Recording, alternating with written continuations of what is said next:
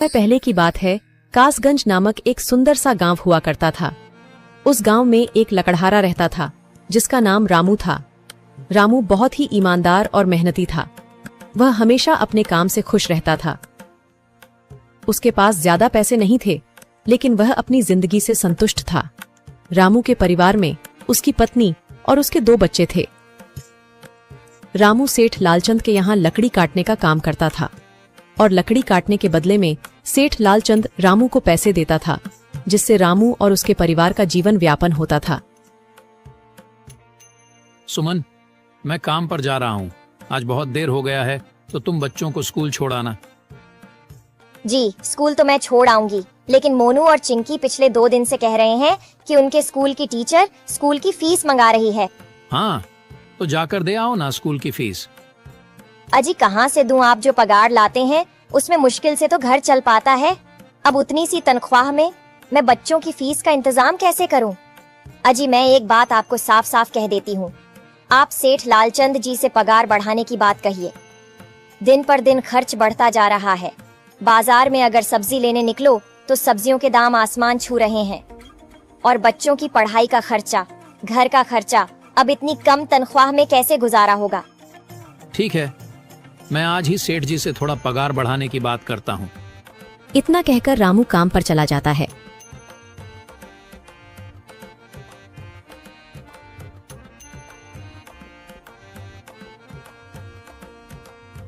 अरे भाई, आज तो पगार का दिन है। देखो, अब यह सेठ लालचंद कोई ना कोई लोचा जरूर करेगा। हमेशा कोई ना कोई बहाना बनाकर पगार कम कर देता है। और अगली बार तो मेरी आधी पगार काट ली थी, यह कहकर कि जो मैंने लालचंद जी से 200 रुपए उधार लिए थे, उसका ब्याज बढ़कर 1000 रुपए हो गया है। इसलिए मैं तुम्हारी पगार में से 1000 रुपए काट रहा हूँ। हाँ हरिया भाई, तुम एकदम ठीक कह रहे हो। ये सेठ लालचंद ना एक नंबर का चालाक और लालची इंसान है। एक तो दुगुना काम ले लेता है और बदले में पैसे भी पूरे नहीं देता। हाँ भाई, मेरे भी अगली बार सेठ लालचंद ने पगार काट लिए थे। मैंने बस 2 छुट्टी ली थी जब मेरी बिटिया बहुत बीमार थी, और इस लालचंद ने इस बात का फायदा उठाकर मेरी पूरी आधी पगार काट ली। हे भगवान, बस सेठ जी इस बार मेरी पूरी पगार दे दें। बच्चों के स्कूल की फीस भी भरनी है। ऐसे सभी लकड़हारे अपने काम पर लग जाते हैं। काम करने के बाद सेठ लालचंद के पास जाते हैं। सेठ जी, महीना पूरा हो गया है, हमें हमारी तनख्वाह दे दीजिए। देखो भाइयों, अभी मेरे पास तुम्हें देने के लिए पैसे नहीं है। अभी माल नहीं बिका है, सारा माल गोदाम में ही पड़ा हुआ है। कल या परसों तक तुम्हें तुम्हारी तनख्वाह मिल जाएगी। पर सेठ जी, अभी हमारे पास बिल्कुल पैसे नहीं बचे हैं। घर का भी सामान लाना है, बच्चों की फीस भरनी है। अरे मैंने कहा तो सही, 1-2 दिन और रुक जाओ, कल या परसों तक पैसे मिल जाएंगे। अभी मेरे पास पैसे नहीं है। सभी लकड़हारे निराश मन से अपने अपने घर आ जाते हैं। अजी क्या हुआ? इस बार कितना पगार मिला है? सुमन, अभी कोई पगार नहीं मिला। सेठ जी ने कहा है कि 1-2 दिन में पगार मिल जाएगा। पगार नहीं मिला? आपको तो पता है ना, बच्चों की फीस भरनी है। इनकी स्कूल टीचर ने आज साफ साफ चेतावनी दे दी है कि अगर कल फीस नहीं लाई तो बच्चों को घर पर ही बिठा लेना। अब बताओ मैं क्या करूं? मैं क्या करूं सुमन, यह सेठ जी समय पर कभी पैसे देते ही नहीं है। अब तो बस हम इंतजार के सिवा और कुछ नहीं कर सकते। 1-2 दिन की बात है, देख लेते हैं। ऐसे ही 2 दिन गुजर जाते हैं। 2 दिन बाद सेठ लालचंद सबको पगार देता है। अरे हरिया, ये ले अपनी इस महीने की पगार। सेठ जी, यह तो बस 2000 है। मैंने तो इस महीने 3000 तक का काम किया है। हाँ, काम तो किया है, लेकिन तूने 1-1 घंटे आराम भी तो किया है। ये पैसे उसी आराम के कांटे हैं। पर सेठ जी, आपने तो कहा था 8 घंटे काम के महीने में 3000 मिलेंगे, और मैंने तो 8 घंटे काम किया और 1 घंटे आराम। देख हरिया, मुझे ज्यादा हिसाब किताब ना समझा। ये 2000 रख, अगर चाहिए तो, और अगर नहीं चाहिए तो कहीं और काम ढूंढ ले। बेचारे हरिया के पास उन पैसे को लेने की सिवाय और कोई रास्ता नहीं था। हरिया चुपचाप वह पैसे रख लेता है। रामू, ये लो तुम्हारे 2500 रुपए। पर सेठ जी, 2500 क्यों? मेरे तो पूरे 3000 बनते हैं ना। मैंने तो कोई छुट्टी भी नहीं की और ना ही कोई आराम। मैंने तो अपना सारा काम समय पर किया है। हाँ, समय पर तो किया है, पर इस समय बाजार में लकड़ियों का दाम काफी सस्ता हो गया है। इस वजह से अभी तुम्हें भी पगार कम ही मिलेगी जब तक लकड़ियों का दाम नहीं बढ़ता। पर सेठ जी, बात तो 3,000 की हुई थी ना, अब 2,500 में मैं कैसे घर चलाऊंगा? बच्चों की स्कूल की फीस भी भरनी है सेठ जी। इस बार आप पूरे पैसे दे दीजिए। 2,500 ही मिलेंगे तुझे। यहाँ काम करना है तो कर, वरना कहीं और काम ढूंढ ले। बेचारे हरिया के पास उन पैसे को लेने की सिवाय और कोई रास्ता नहीं था।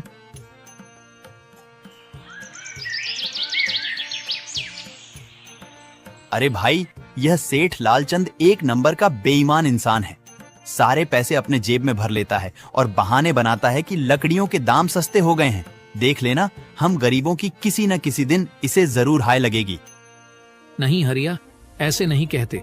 वह हमारे अन्नदाता है, आखिर उन्हीं के वजह से तो हमारा घर चल रहा है। अरे काहे का अन्नदाता? काम के पूरे पैसे तो देता नहीं है। पूरे महीने मेहनत करके भी क्या मिलते हैं? बस ये 2,000 रुपए, इसमें घर खर्च कैसे चलाएं? ऐसे तो हम कभी तरक्की नहीं कर पाएंगे। और हम कर भी क्या सकते हैं हरिया? हमें लकड़ी काटने की सिवा और कोई काम कहाँ आता है? और कोई काम खोलना भी चाहे तो उसके लिए हमारे पास इतने पैसे कहाँ हैं? अब जो भी हो, हमारा तो बस ये सेठ लालचंद ही सहारा है ना। कुछ देर बातें करने के बाद अपने घर की ओर निकल पड़ते हैं। जी आ गए आप। कितनी पगार मिला है?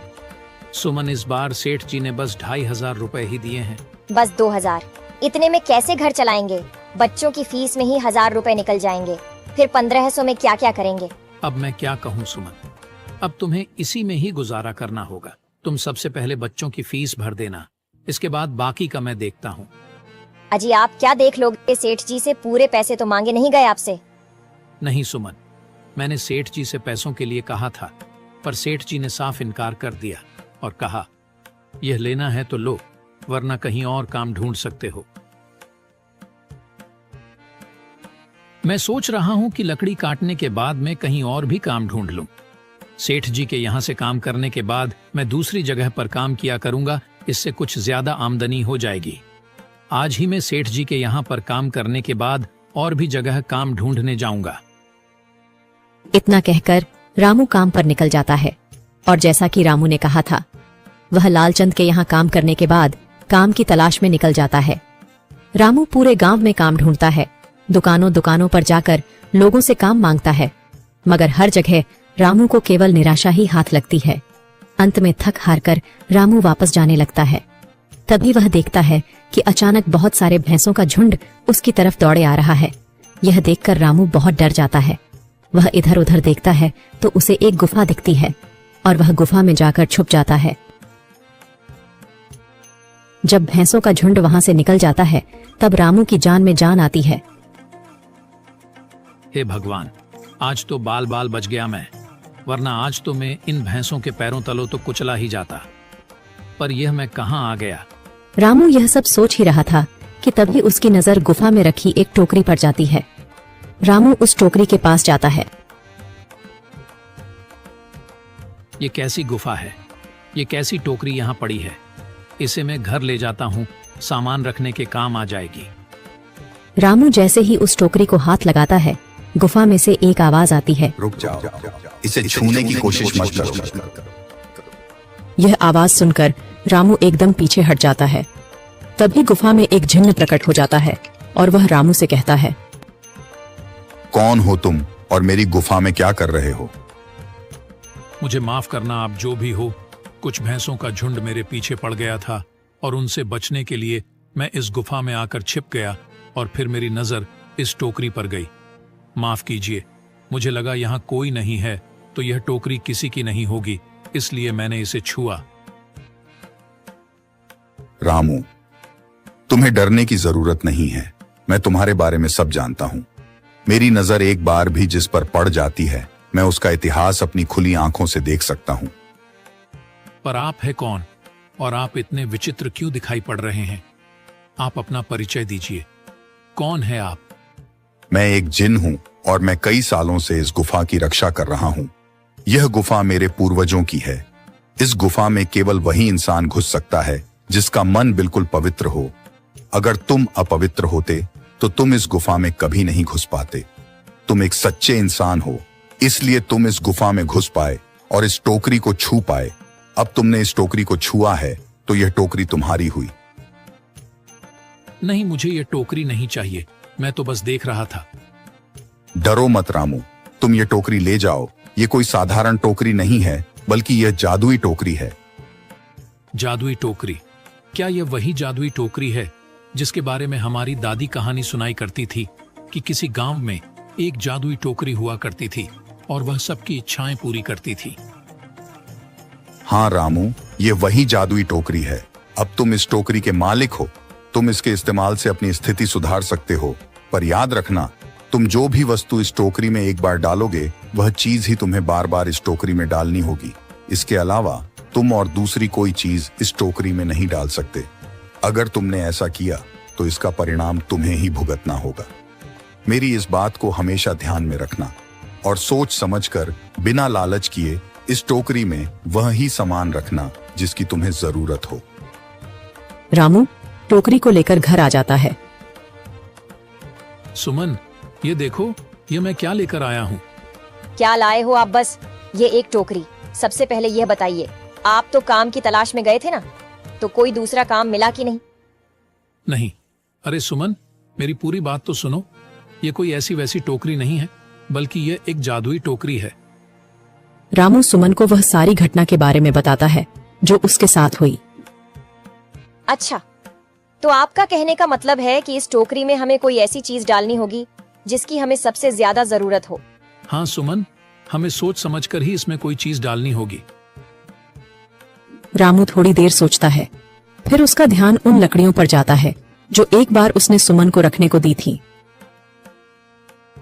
सुमन, तुम्हें याद है, एक बार मैं जंगलों में लकड़ियां काटने गया था तो मुझे एक चंदन की लकड़ी मिली थी और वह मैंने तुम्हें लाकर दे दी थी। हाँ, दी तो थी। तो तुम उस लकड़ी को ले आओ। हम उस चंदन की लकड़ी को ही इसमें डालेंगे और उस लकड़ी से अपना एक व्यापार शुरू करेंगे। सुमन चंदन की लकड़ी को ले आती है और उसे टोकरी में डाल देती है। वह जैसे ही चंदन की लकड़ी उस टोकरी में डालते हैं, उसमें कई सारी लकड़ियां आ जाती हैं। अरे वह, यह तो चमत्कार ही हो गया। ये देखिए, कितनी सारी चंदन की लकड़ियां हो गई। अगर आप इसको बेचेंगे तो इससे काफी अच्छे पैसे मिलेंगे। हाँ राधा, मैं कल सुबह बाजार जाकर इनको बेच आऊंगा और जो पैसे मिलेंगे उससे हम अपने मोनू और चिंकी के स्कूल की फीस भर देंगे और बाकी बचे पैसों को संभाल कर रख लेंगे। अगले दिन रामू लालचंद सेठ के यहाँ काम पर न जाकर चंदन की लकड़ियों को बेचने के लिए बाजार की ओर निकल पड़ता है। वहाँ पर रामू चंदन की लकड़ियों को बहुत ही कम दामों में बेचा, जिसकी वजह से आम लोगों के साथ साथ बड़े व्यापारियों ने भी रामू से चंदन की लकड़ियां खरीदी। लकड़ियों को बेचकर रामू को काफी अच्छे पैसे मिले। पैसों को लेकर चंदन घर आ जाता है। ये देखो सुमन, उन लकड़ियों को बेचकर मुझे कितने सारे पैसे मिले हैं। ये लो कुछ पैसे, इससे तुम कल मोनू और चिंकी के स्कूल की फीस भर देना। अच्छा, तो मैं काम पर जाता हूँ। अजी, आपके पास तो अब यह जादुई टोकरी है, तो अब आपको उस सेठ लालचंद के यहाँ काम करने की क्या जरूरत है?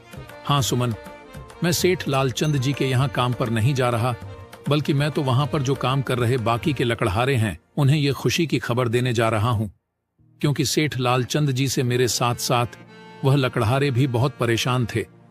इसलिए अगर मेरा भला हो रहा है तो क्यों ना मैं उन सभी का भला करूं। वह सभी बहुत ईमानदार लकड़हारे हैं, वह सभी बहुत मेहनत से काम करते हैं, मगर लालचंद ने कभी भी उनको उनकी मेहनत के सही पैसे नहीं दिए। इसलिए मैंने सोचा है क्यों ना मैं उनको अपने इस काम में शामिल कर लूं। हाँ जी, बात तो आपकी बिल्कुल सही है। अगर आप सभी लोग एक साथ मिलकर काम करेंगे तो हम सब बहुत जल्द ही तरक्की हासिल कर लेंगे।